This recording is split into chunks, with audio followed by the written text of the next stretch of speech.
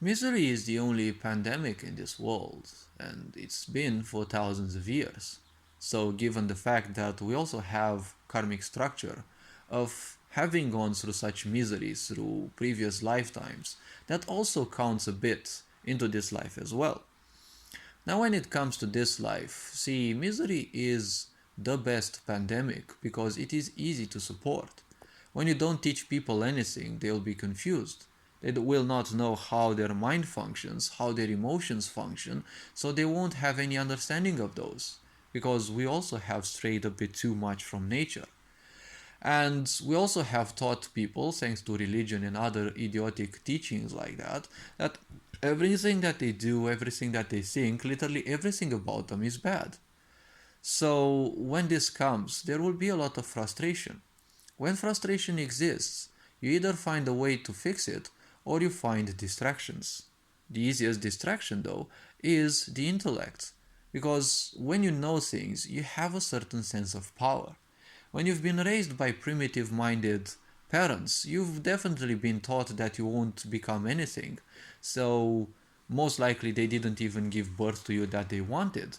They just were unconscious and they listened to the peer pressure of their parents, their friends, anyone else who also got married and, they wanted them to also do so and most likely suffer as everyone else.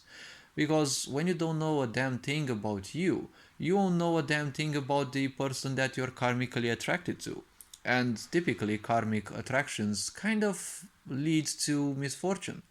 When you have more misfortune, you have more expectations as a victim that other people will solve your problems, and victimization, well, becomes better. As the going says, well, the more you do something, the better you become at it. So the point is, the more you invest in misery, the better you become at sabotaging yourself and such, and the harder it is to find a way out. And well, as misery comes in waves, you will seek distractions. The better you become at distractions, the better you will become at avoiding responsibilities as well. And so the cycle of misery keeps repeating because whenever you create pain, well, you will need distractions from it because you don't know, and most likely you're gonna be no longer used to going through the responsibilities needed to make your life better. And then when you also don't know what you can do, you will always have unimaginably high expectations of yourself, which will never be pleased, which will never be met. Because when you have expectations from all the people to be perfect, you will have unimaginably high expectations from yourself. And obviously, if you don't know what much you can do, how much you can do, well, you'll probably want to do way too much. You won't achieve it, so therefore, you will create a lot more misery. And you will think again, well, you will get back or you will get a pseudo confirmation of what your parents and other miserable adults have been teaching you. Basically, that you're a failure or something like that. Because they feel like that and they project their own thoughts and ideas upon you. So, as this going happens, you're gonna feel that every time you quote unquote fail, you're gonna be reminded that it's gonna create more pain, so you're gonna try even harder because that's how misery is created. You always have to work hard. No one tells you to work smart.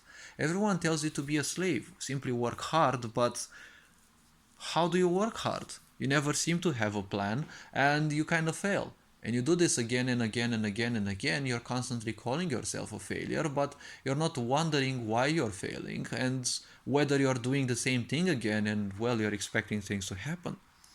This is, in a way, the embodiment of not only misery but madness, and madness kind of always leads to misery in the first place. So when this happens, it's kind of funny that people end up in this cycle and they never seem capable of realizing this. And well, they keep going at it and they bang their heads against the same wall again and again and again, hoping for a change in situations. See, that is why misery is the greatest pandemic, because it can't exist without a host. Once you are miserable, you'll automatically and unconsciously seek to make others unpleasant miserable as well. Because if you suffer, why not also have everyone else suffer so that you can enjoy a bit of pleasure by seeing others suffering as well, right? When you suffer, you separate yourself from emotions because you don't like those feelings. So you get the first emotion that you get will make you feel a bit alive. And obviously, you will feel alive when you feel pleasant, not unpleasant. So you will feel a bit pleasant when you see others suffering because now you feel that there are other people like you, right? There are other people doing the same thing like you. So you'll want, in worst case scenarios, you will end up as being the one who polices people. If they don't suffer, you will want to make them suffer, right? That is why you have abuse in the legal system, right? That is why you have abuse of power, because people want to suffer.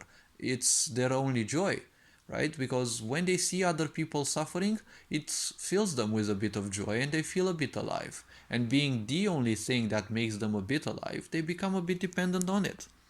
That is why misery is, well, a very good means of controlling people, because it makes them dull down, it makes them complacent, and at the same time, it severs them from their emotion, and people will seek to feel alive. And in misery, well, making others suffer is the easiest thing in the world. Misery functions exactly like that. It makes you feel alive by making others suffer. And this being the easiest thing in the world, this makes misery the easiest spreadable aspect of our existence.